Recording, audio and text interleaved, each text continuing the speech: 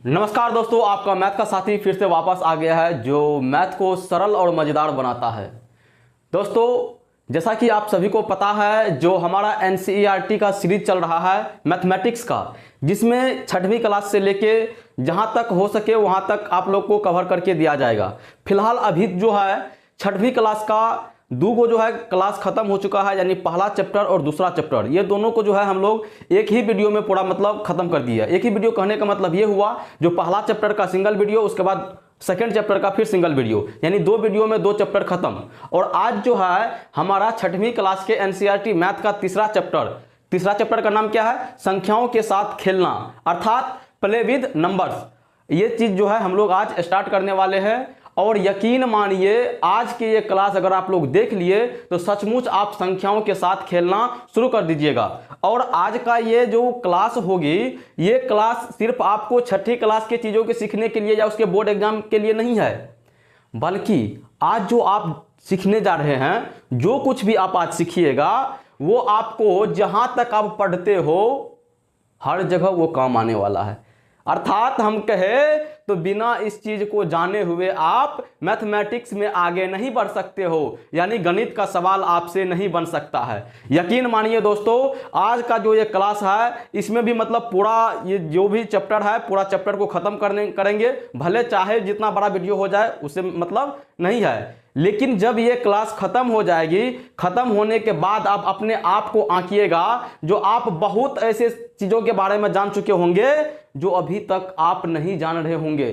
चाहे आप जानते भी हो, लेकिन उस लेवल तक आप जो है अभी तक नहीं पहुंच पाए होंगे, और उस तरह से आप अभी तक नहीं समझ पाए होंगे। यकीन मानिए, आज इस क्लास को आप रहिए और देखिए नंबर्स के बारे में आप क्या क्या चीज जानते हैं। आज कम से कम 12-15 को ऐसे टॉपिक है जिसको टच करने वाले हैं इस चैप्टर में, ठीक है। चलिए हम जो है आगे बढ़ते हैं, और आप लोग जो है अपना अटेंडेंस बना लीजिए। अटेंडेंस कैसे बनता है? लाइक का बटन दबाइए, अटेंडेंस आपका जो है बन जाएगा।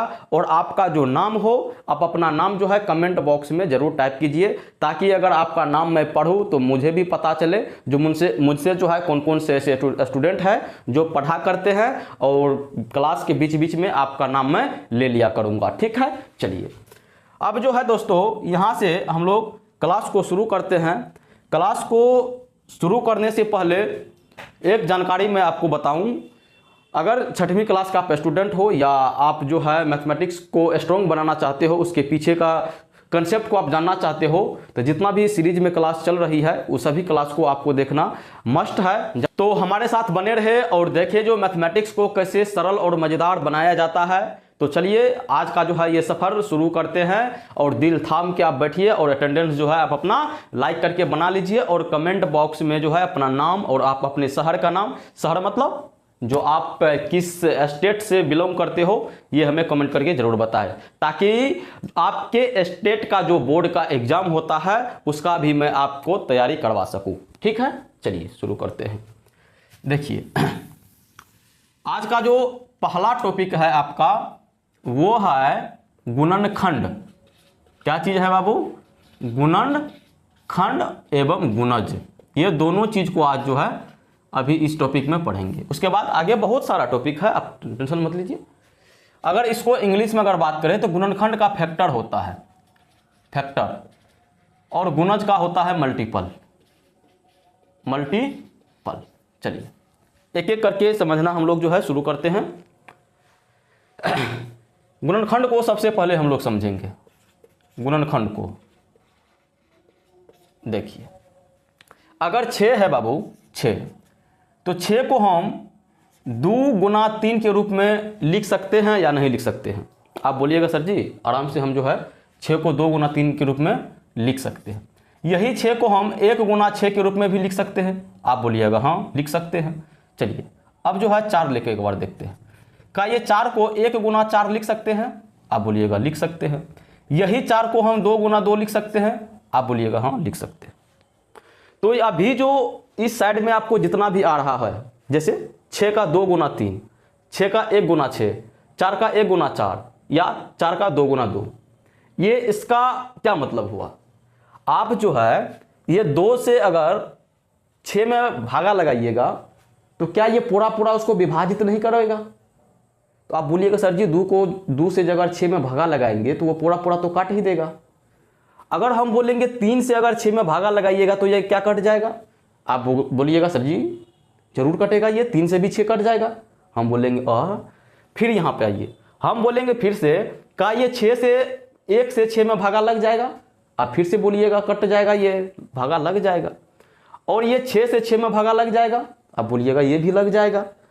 चलिए अब 4 के यहाँ आइए, तो 4 में अगर 1 से भागा लगाएंगे तो लगेगा? आप बोलिएगा लगेगा। अगर 4 में 4 से भागा लगाएंगे तब भी लग जाएगा। अगर 2 से भागा लगा देंगे तब भी लग जाएगा। यानी हम इस जगह पे ये बात बोल सकते हैं, ये 6 का जो है 6 का ये 2 जो है विभाजक है। कौन सा विभाजक? एग्जैक्टली डिवाइड करने वाला, यानी पूरी विभाजित करने वाला है। क्या है भैया? विभाजक। विभाजक को जो है भाजक के नाम से भी जानते हैं हम लोग, ठीक। और इसको जो है इंग्लिश में डिवाइजर बोलते हैं, ध्यान रखिए। यानी गुणनखंड किसी भी संख्या का जो गुणनखंड होता है, किसी भी संख्या का गुणनखंड जो होता है उस संख्या को पूरी विभाजित करता है। हम अभी क्या बोले इसको ध्यान में रखिएगा। हम अभी यहाँ पे ये बात बोल रहे हैं, जो किसी भी संख्या का गुणनखंड, किसी भी संख्या का गुणनखंड उस संख्या का पूरा विभाजक होता है। डिवीजर, विभाजक या तो भाजक होता है। तो आप बोलिएगा सर जी इसका मतलब तब ये हुआ जो 6 का गुणनखंड 2 है और 6 का गुणनखंड 3 भी है। हम बोलेंगे हाँ, ये 6 का गुणनखंड 2 है और 6 का गुणनखंड 3 भी है।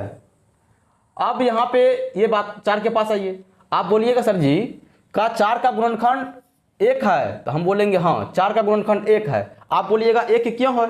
हम इसलिए बोलेंगे 1 क्यों है क्योंकि जब 1 से हम 4 में भागा लगाएंगे तो पूरी ये कट जाती है।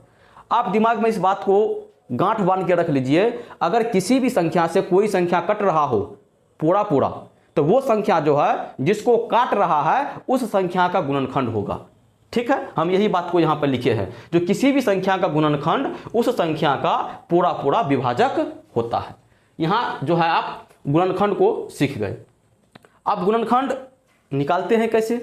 गुणनखंड निकालने का तरीका भी चाहिए ना, गुणनखंड तरीका लीजिएगा ना, उससे गुणनखंड निकालने का बहुत सारा तरीका है। एक एक करके जो है हम लोग देखते हैं जो गुणनखंड किस प्रकार से निकल सकता है। जैसे अगर हम लोग यहाँ पे किसका बात करें, 36 का बात करते हैं। हम 36 का पूछते हैं, बाबू 36 का आप गुणनखंड बताइए, जो 36 का गुणनखंड क्या हो सकता है? तो आप बोलिएगा सर जी ये 36 को जो है 36 को 1 भी विभाजित करेगा, 36 को 2 भी विभाजित करेगा, 36 को 3 भी विभाजित करेगा, 36 को 4 भी विभाजित करेगा, 36 को 5 तो नहीं करेगा, 36 को 6 विभाजित करेगा, उसके बाद 36 को 12 विभाजित करेगा, उसके बाद 36 को 13, 14, 15, 16, 17, 18, 19, 20, 21, 22, 23, 18 करेगा, उसके बाद 36 करेगा। तो यहाँ पे आप कुछ देख पा रहे होंगे, ये 36 का ये सब गुणनखंड कहलाता है। क्या कहलाता है? ये सब गुणनखंड कहलाता है। किसका? 36 का। यानी इसमें से किसी भी संख्या से आप 36 में भागा लगाइएगा तो वो 36 जो है पूरी विभाजित हो जाएगा। तो ये आपका क्या कहते हैं गुणनखंड का कंसेप्ट था। अभी गुणनखंड निकालने का तरीका लोग देखते हैं, कैसे निकालिएगा। एक काम कीजिएगा, आप बोलिए कौन सी? ये 36 जो है 36 1 से शुरू कीजिए, इसमें भाग लगाना, 1 से भाग लगाना इसमें आप शुरू कर दीजिए। कैसे कीजिएगा? जैसे 1 से अगर भाग लगाएंगे 36 में तो क्या मर्तबे में कटेगा? आप बोलिएगा सर जी 36 मर्तबे में। हम बोलेंगे चलो ठीक है। आप फिर से क्या कीजिए, आप 2 से भाग लगाइए 36 में, 2 से भाग लगाइएगा ना जी 36 में। तो जब 2 से भाग लगाइएगा तो ये 18 मर्तबे में कट जाएगा, कोनो दिक्कत ना। 1 हो गया, 2 हो गया, अब 3 से लगाइए। जब 3 से भागा लगाएंगे तो 3 से 3 एकम 3, 3 दूना 6, यानी कि 12 मर्तबे में ये कट जाएगा। अब फिर 3 का काम हो गया, अब 4 से लगाइए। 4 से लगाइएगा तो 9 चौके 36 यानी 9। अब 4 के बाद 5 5 से लगाइएगा तो 5 से भागा लगबे नहीं करेगा, तो 5 को तब छोड़ दीजिए। 5 को क्या करना है, छोड़ दीजिए। अब चलिए 5 को छोड़ दिए, 5 के बाद 6 के पास आइए। अब 6 से भागा लगाइए 36 में। जब 6 से 36 में भागा लगाइएगा तो 6 मरतबे में कट जाएगा। अब आगे 7 से नहीं लगाना है। काहे नहीं लगाना है, यहाँ पर रुकना है। रुकने का वजह क्या है, रुकने का वजह यह है जो यहाँ पे दोनों चीज़ जो है समान आ गया, यहाँ पर दोनों चीज़ समान आ गया, इसी कारण अब जो है आगे काम नहीं करेंगे और आप जो है गुणनखंड निकाल के तैयार कर चुके हो। बताइए कैसे, देखिए 36 का गुणनखंड क्या हो सकता है। 36 का गुणनखंड 1 है, 36 का गुणनखंड 2 है, 36 का गुणनखंड 3 है, 36 का गुणनखंड 4 है, 36 का गुणनखंड 6 है, 36 का गुणनखंड 36 है, 36 का गुणनखंड 18 है, 36 का गुणनखंड 12 है, 36 का गुणनखंड 9 है, और तो 6 तो डाल ही दिए। देखिए यही सब ने यहाँ पर लिखे थे। हाँ, अब एगो एग्जाम्पल और लेते हैं, उसको सोल्व करते हैं। जैसे अगर आपको बोल दिया जो बाबू 20 का जो है गुणनखंड निकाल के बताओ, सब ठो गुणनखंड निकाल के बताओ, तो आपको हम क्या तरीका दिए, 1 से भागा लगाना शुरू कीजिए। 1 से भागा लगाइएगा तो 20 में 20, फिर से लगाइए 2 से लगाइएगा तो 10, आप फिर लगाइए 3 से लगाइए, 3 से भागा नहीं लगेगा, भागा लगा के उधर देख लीजिएगा, लगता है तो लिख दीजिएगा, नहीं लगता है तो नहीं लिखिएगा, हमें तो पता है, इसी कारण हम 3 को नहीं लिखेंगे। चलिए तो 3 से नहीं लगेगा, 4 से लगेगा, 4 से लगाइएगा 5 मरतबे में। अब देखिए, चलिए अब जो है फिर से हम लोग आगे बढ़ेंगे। 4 गुना 5, 4 से लगाए, अब 5 से लगाइए, 5 से लगाइएगा तो 4 मरतबे में। अब जो है यहाँ पे हमको रुक जाना है। बोलिए काहे रुक जाएंगे, हम यहाँ पे इसलिए रुक जाएंगे, देखिए 4 गुना 5 और फिर 5 गुना 4, सेम चीज़ आ गया, इसी कारण रुक जाएंगे। ये को बात जानते हैं आप, हम यहाँ पर रुकने का अर्थ आपको समझाते हैं।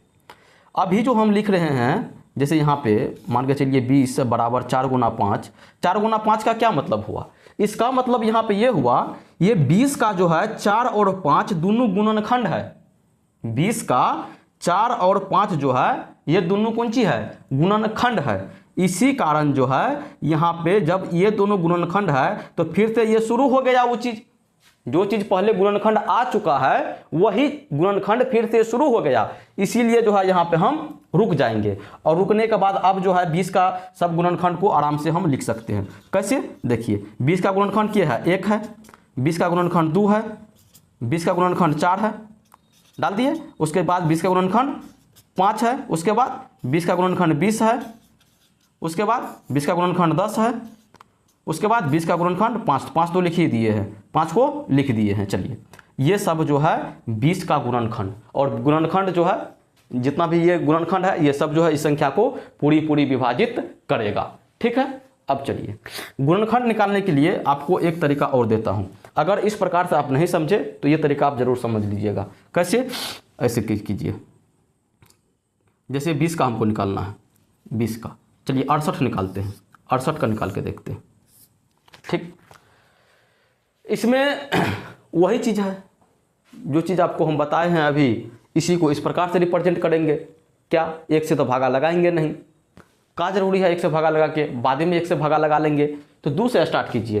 क्या ये 2 से भागा लगेगा, तो आप बोलिएगा सर जी 2 से भागा लगेगा तो 2 तिया 6, उसके बाद 2 चौके 8, 34 मरतबे में कटेगा। हम बोलेंगे सही बात है। उसके बाद फिर से लगाइए, अब फिर से ये 2 से कट जाएगा, तो 2 एकम 2 और 2 सता 14, अब फिर से ये, अब तो आगे नहीं ना जाएगा जी, आगे तो नहीं जाएगा।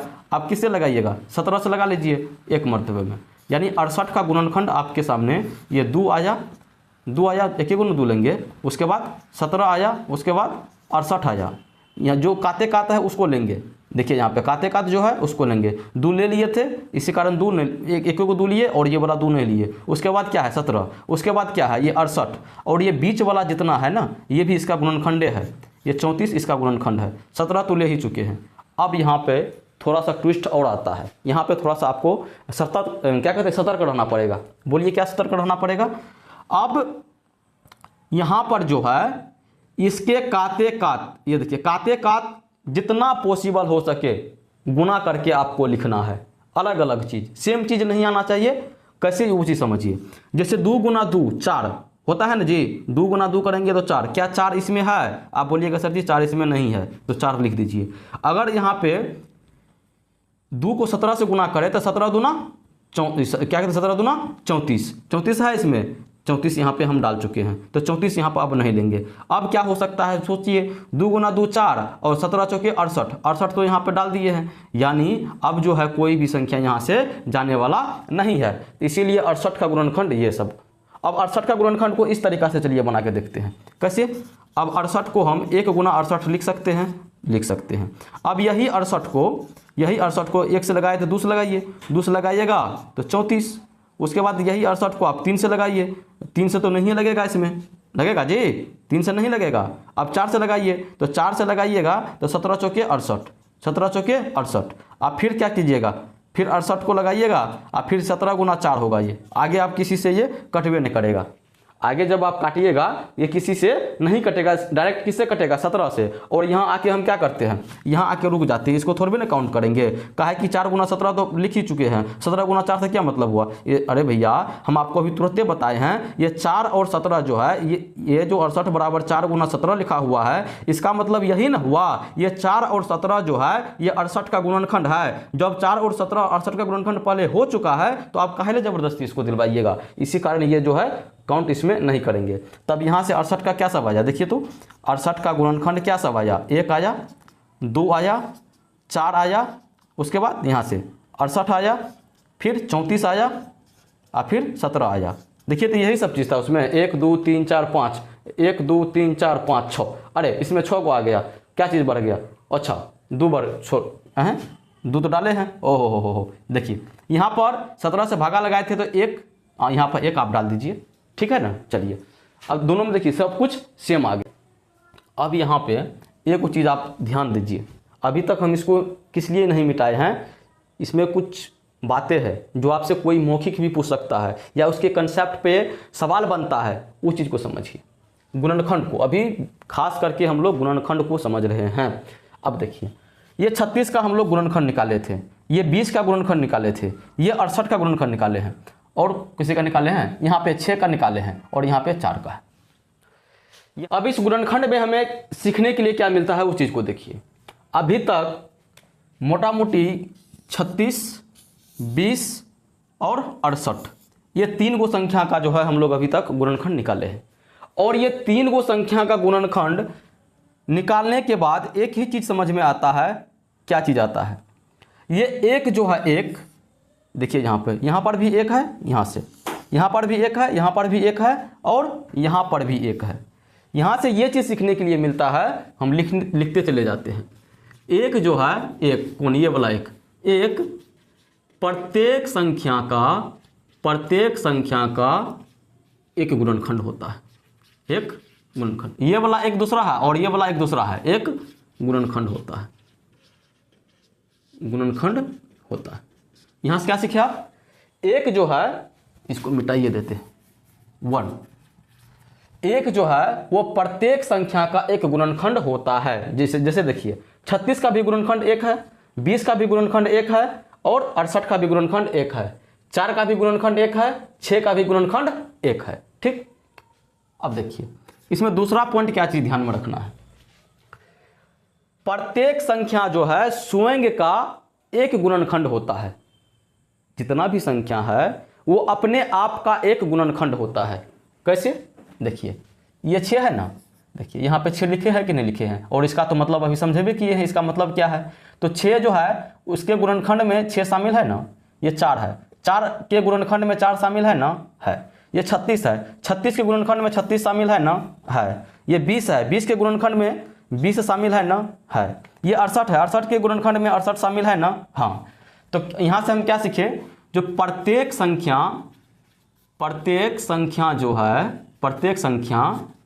अपने आप का एक गुणनखंड होता है, एक गुणनखंड होता है।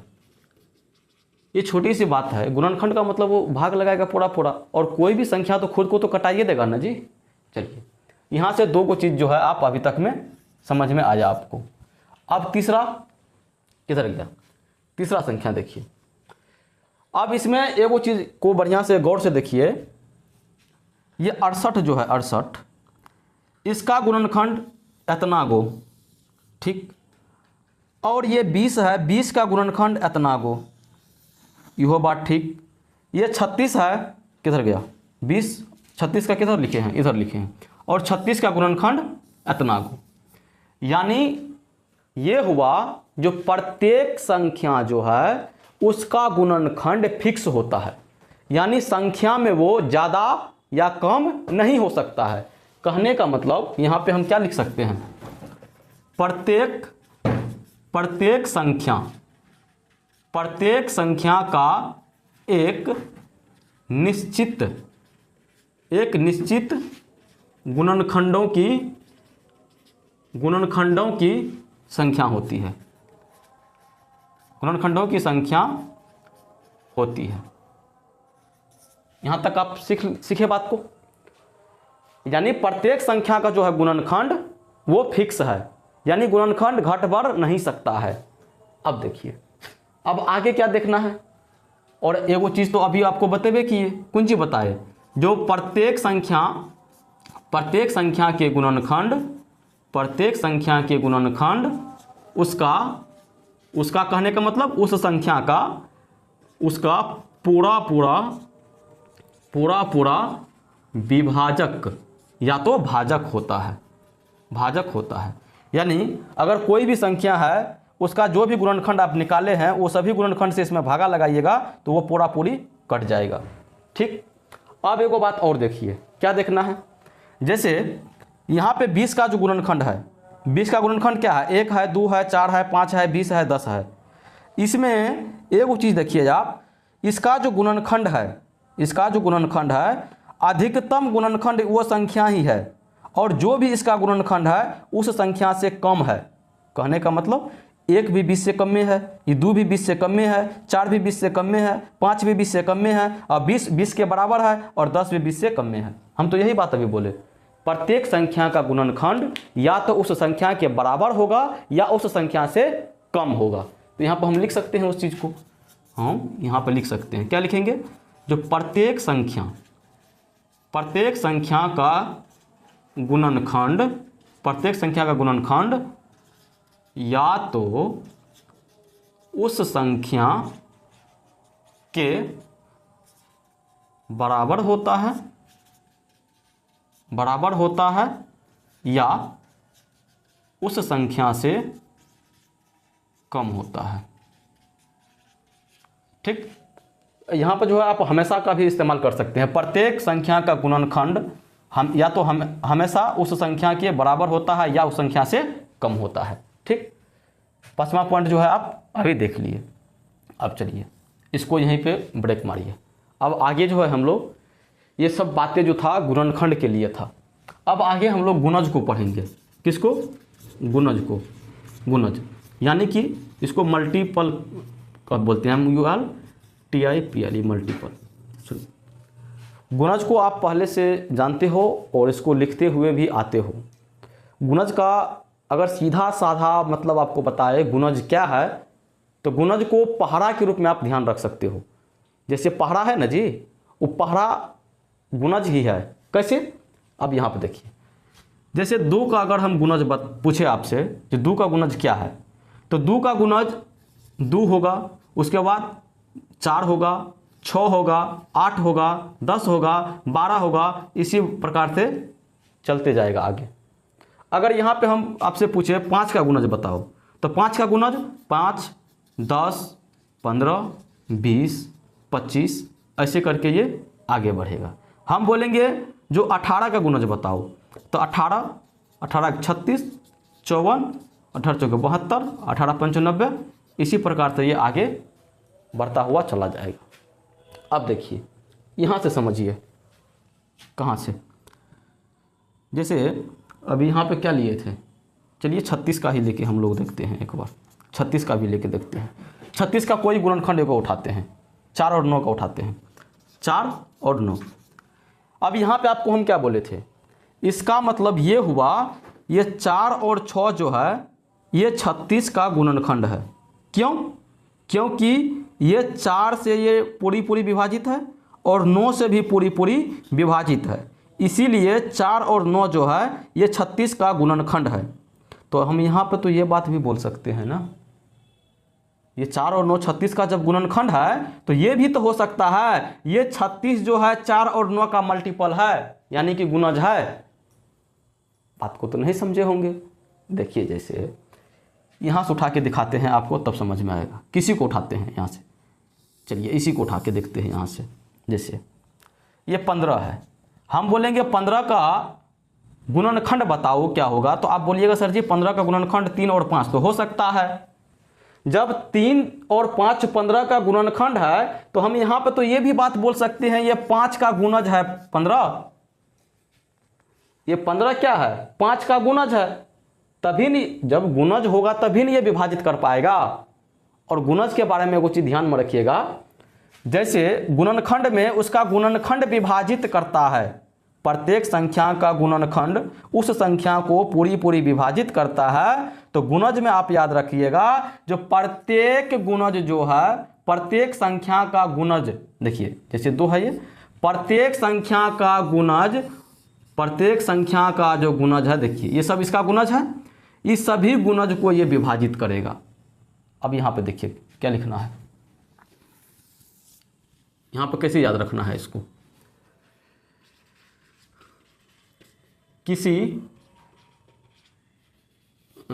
इसको लिखना है इस प्रकार से, किसी संख्या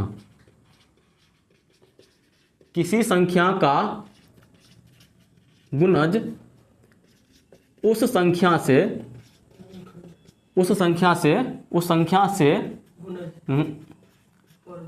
से पूरी विभाजित होता है, पूरी विभाजित होता है। हाँ गुणज लिखल छै, कोन चीज गुणन लिखल छै। अच्छा समझ जेते हो, चलिए देखिए समझिए यहाँ पे हम क्या लिखे हैं, तो किसी संख्या का गुणज, और गुणन यहाँ पे लिखा चला गया है, चलिए यहाँ पे जो बना दीजिए, किसी संख्या का गुणज उस संख्या से पूरी विभाजित होता है। अब इस बात को आप बढ़िया से समझ पा रहे होंगे। ये देखिए 5 का गुणज है ना जी, हम क्या बोले, किसी संख्या का गुणज उस संख्या से पूरी विभाजित होता है। क्या 5 को आप 15 में भागा लगाइएगा तो नहीं लगेगा? क्या ये 5 को 10 में भागा लगाइएगा तो नहीं लगेगा? 5 को 20 में भागा लगाइएगा तो नहीं लगेगा? अब एक फ्रेश यहाँ पे लिखते हैं, फ्रेश करके देखिए, जैसे 36 का लिखा हुआ है, दूसरा लीजिए, जैसे 20 है, 20 4 गुना 5 लिख सकते हैं। ये 4 और 5 इसको देखिए, गुणज और गुणनखंड ये दोनों के नजरिए से इसको पढ़ते हैं। 4 और 5 20 का गुणनखंड है। हम क्या बोले, ये 4 और 5 20 का गुणनखंड है। अब यहाँ पर तो हम ये भी बात बोल सकते हैं, ये 20 जो है 4 का गुणज है। 20 4 का गुणज, पढ़िए ना, 4 का 4, 4 दूना 8, 4 तिया 12, 4 चौक 16, 4 पंचे 20 आ गया। अब ये बात तो भी बोल सकते हैं, ये 20 जो है ये 5 का गुणज है। 5 का 5, 5 दूना 10, 5 तिया 15, 5 चौक 20। अब इस बात को आप समझ पा रहे होंगे। अब चलिए इस डाटा को आप देखिए, डाटा को देखने से एक चीज़ आपको समझ में आएगा, जो प्रत्येक संख्या का जो गुणज है, प्रत्येक संख्या का जो गुणज है या तो उस संख्या के बराबर होता है या उससे बड़ा होता है। जैसे हम यहाँ पर क्या लिखे थे, जो प्रत्येक संख्या अपन ना कहाँ, प्रत्येक संख्या निश्चित, प्रत्येक संख्या कहाँ, हाँ देखिए हम यहाँ पर क्या लिखे थे, प्रत्येक संख्या का गुणनखंड या तो उस संख्या के बराबर होता है या उस संख्या से कम होता है, लेकिन प्रत्येक संख्या का गुणज या तो वो संख्या के बराबर होता है या उस संख्या से बड़ा होता है। ये बात आपको समझ में रखना है। कम लिखा है, ये गुणनखंड के लिए है रे, अभी हम गुणज के बारे में बता रहे हैं, समझा। अब देखिए इस बात को आप समझ गए। चलिए 2 नंबर करके लिखते हैं। हम क्या लिखेंगे यहाँ पे, अभी क्या बात बताए, जो प्रत्येक संख्या का गुणज, प्रत्येक संख्या का गुणज या तो उस संख्या के बराबर होता है या उस संख्या से बड़ा होता है, उस संख्या से बड़ा होता है। इस बात को आप समझ पा रहे होंगे। चलिए, यहाँ पे अभी तक 2 पॉइंट जो है आप लोग का क्लियर हुआ। अब तीसरा पॉइंट देखिए, तीसरा पॉइंट देखिए तो एक बार, ये 2 जो है क्या इसके गुणज में भी 2 है? आप बोलिएगा है। ये 5 जो है क्या इसके गुणज में भी 5 है? आप बोलिएगा है। ये 18 जो है क्या इसके गुणज में भी 18 है? आप बोलिएगा है। तो यहाँ से हम क्या बोल सकते हैं? यहाँ से हम यही बोलेंगे, जो प्रत्येक संख्या जो है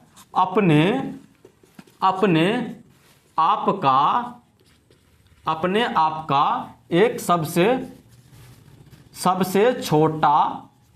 छोटा गुणज होता है, समझिए।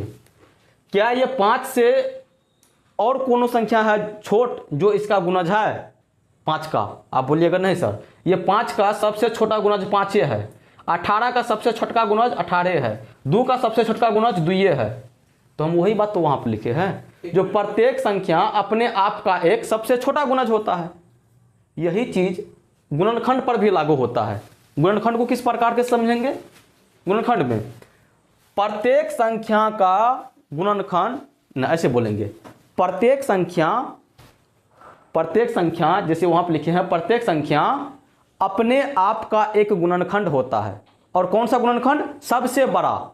बात को समझिएगा, प्रत्येक संख्या अपने आप का सबसे बड़ा गुणनखंड होता है। जब गुणनखंड का हम बात करेंगे तो उस संख्या से बड़ा कोई गुणनखंड नहीं हो सकता है, और जब गुणज का बात करेंगे तो उस संख्या से छोटा कोई गुणज नहीं हो सकता है।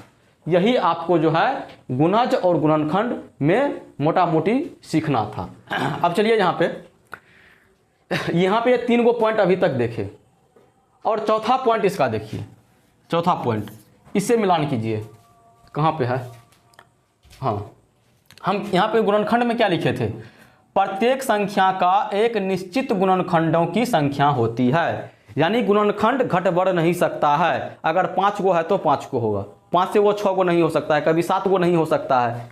लेकिन गुणज में ये कंडीशन लागू नहीं होता है। गुणज की जो संख्या है वो इन्फिनाइट है, अनंत है। कैसे है वो बताते हैं। यहाँ पर हम लिख देते हैं चीज को, गुणजों की संख्या असीमित होती है, असीमित होती है, यानी इन्फिनाइट होती है, इसका कोई अंत नहीं है। देखिए ये 2 का हम लिखे हैं यहाँ पे, 2 का 2 4 6 8 10 12, यहाँ तक लिख के हम खत्म किए हैं। क्या 14 16 18 20 22 24 26 28 नहीं लिख सकते हैं? क्या इसको अंत कर पाइएगा आप? जितना आप आगे जाइएगा गुना करते करते करते करते, वो सब क्या है?